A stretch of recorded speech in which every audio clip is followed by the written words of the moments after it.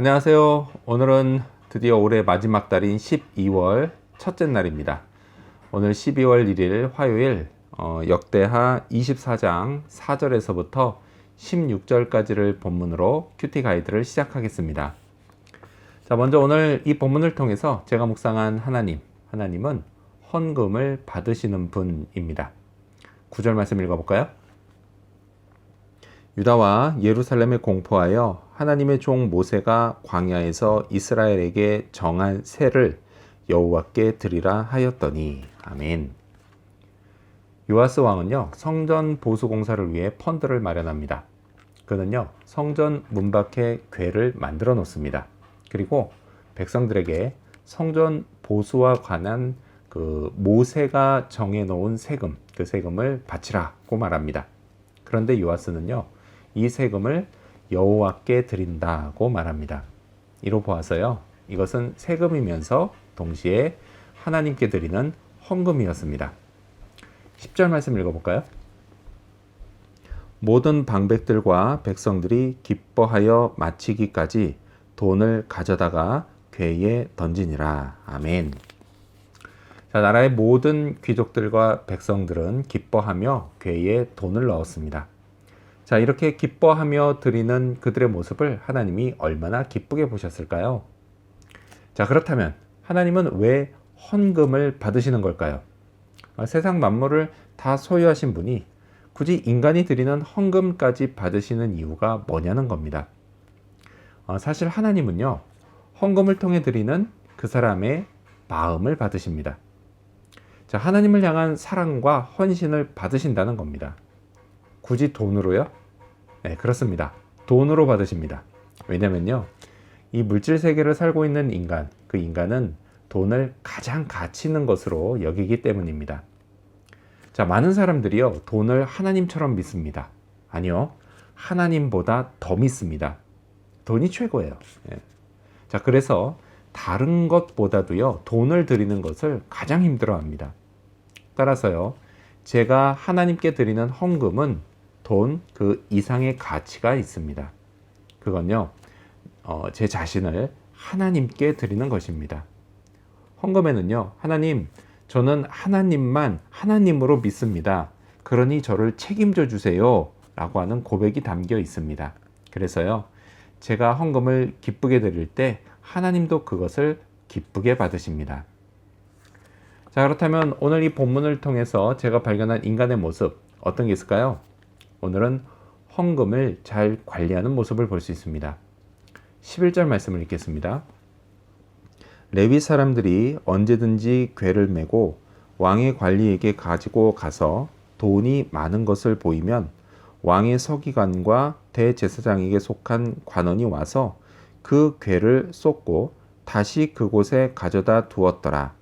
때때로 이렇게 하여 돈을 많이 거두매. 아멘. 헌금은 잘 모아졌습니다.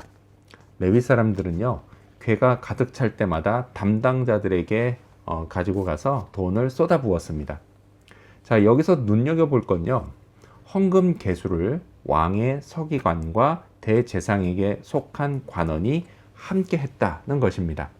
이렇게요, 왕실과 성전이 동시에 헌금을 짓게 함으로써 혹시 있을지도 모를 헌금을 빼돌리는 범죄를 미연에 방지했던 겁니다. 이건요, 지출을 할 때도 마찬가지였습니다. 12절 상반절 말씀 읽어볼까요? 왕과 여호야다가 그 돈을 여호와의 전 감독자에게 주어. 아멘.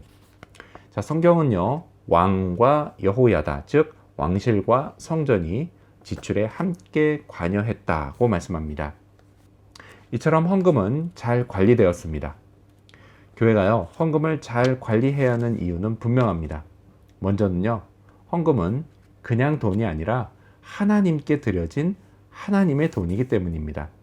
교회는요, 헌금을 청지기의 마음과 자세로 사용해야 합니다. 하나님의 뜻을 따라서 바르고 정직하게 사용해야 합니다. 그건요, 헌금을 위탁하신 우리 주 하나님의 뜻입니다. 자, 헌금을 잘 관리해야 하는 또 다른 이유는요, 그것을 드린 사람의 헌신과 마음이기 때문입니다. 하나님이요, 그들의 헌신하는 마음을 귀하게 여기신다면 당연히 헌금을 사용하는 교회 역시도 동일하게 귀하게 여겨야 합니다.